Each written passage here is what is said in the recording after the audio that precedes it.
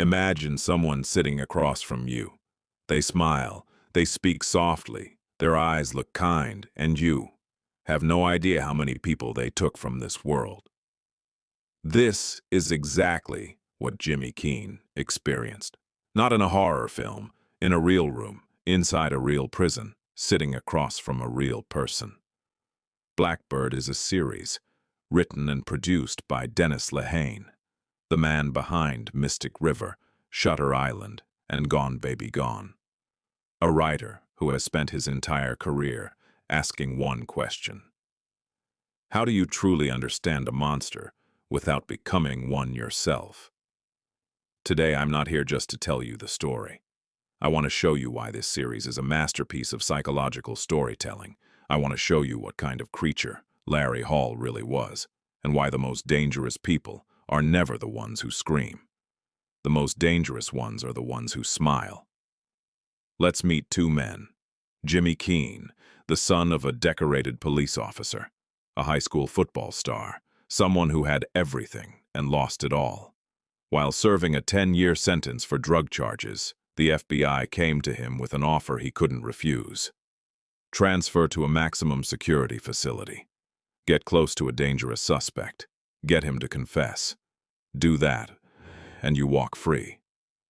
Larry Hall, a quiet, simple man, slightly odd, someone who drifted through weekend antique markets, loved Civil War reenactments, and seemed harmless to everyone around him. But the FBI believed this calm, soft-spoken man was responsible for the disappearance of between 14 and 40 young women. There was just one problem. Only one body had ever been found. Without a confession, Larry Hall could walk free. 2 men, 2 worlds, 1 room, and a game. Neither of them was sure how it would end. This is where Dennis Lehane does his finest work. Most dangerous figures in film and television look the part. Cold eyes, sharp stares, a visible darkness that puts you on edge. But Larry Hall is nothing like that. Larry speaks slowly. Larry smiles.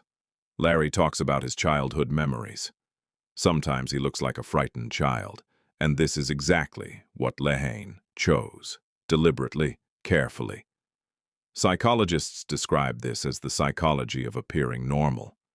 Some of the most dangerous individuals in history were never identified because of how threatening they looked. They were identified, or never identified at all, because of how ordinary they seemed. Ted Bundy was a law student. John Wayne Gacy threw parties for children. Dennis Rader was a church council president. Lehane knew this, so he built Larry Hall to never feel fully frightening and never fully safe. You spend the entire series making a decision. Is this man someone who took lives or a deeply troubled man who only imagines it? And that uncertainty, that not knowing, is the writer's most powerful weapon. Jimmy Keene walked into that prison with a plan. What he didn't expect was this. Larry Hall had a plan too. Lehane wrote this relationship like a game of chess. Jimmy believes he's the one doing the manipulating, slowly building trust, listening to stories, becoming someone Larry can open up to. But Larry is also reading Jimmy. Larry knows what Jimmy wants. Larry knows how desperately he needs his freedom, and Larry understands exactly how to use that. There's a psychological concept that applies perfectly here, a quiet pleasure in deception. The satisfaction some individuals take in misleading others, not for the outcome, but for the game itself. Larry would offer confessions like gifts, then take them back. He would say he was responsible, then say he was lying, then offer new details. Lehane turned this cycle into the beating heart of the series. Every episode leaves you asking the same question. This time, is it real or isn't it? The one thing Larry Hall could not tolerate was being called a liar. Jimmy Keene figured this out. When everything was falling apart, when his father was fading and time was running out, Jimmy made a desperate choice. He looked at Larry and said, "You never hurt anyone. It's all made up. You're just an ordinary man who tells stories.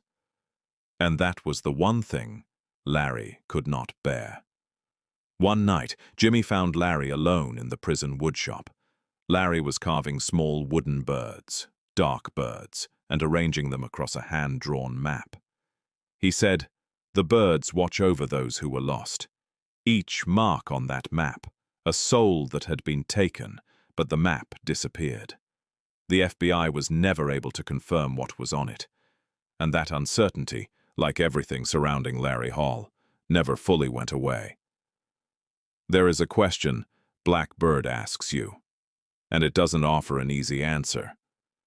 To truly understand a monster, do you have to become a little like one?" Jimmy Keene went into that prison for his own freedom, not for the victims. But somewhere in those months, something inside him shifted. He sat with Larry Hall. He listened. He learned how Larry thought, what Larry felt, what could reach him.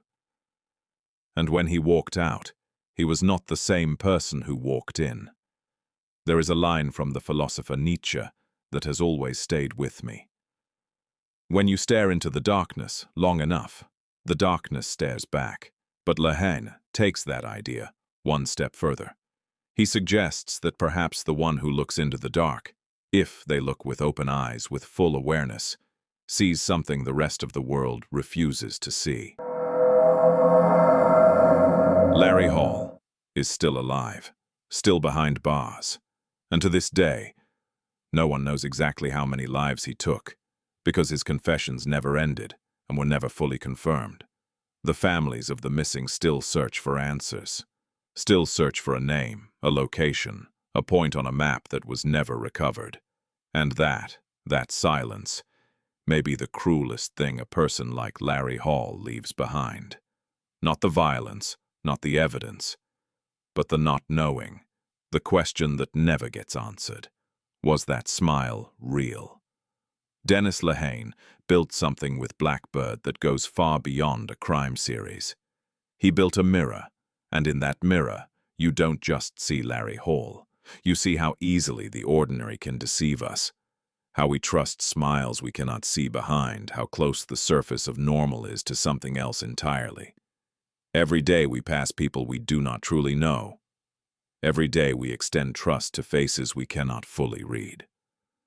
And perhaps this awareness, this quiet, careful attention, is the only protection we have. Here at Obscura Mind, we look into the darkness, not out of fear, not for excitement, but because understanding the dark is the first step toward protecting the light. Reality is never the full story. Obscura.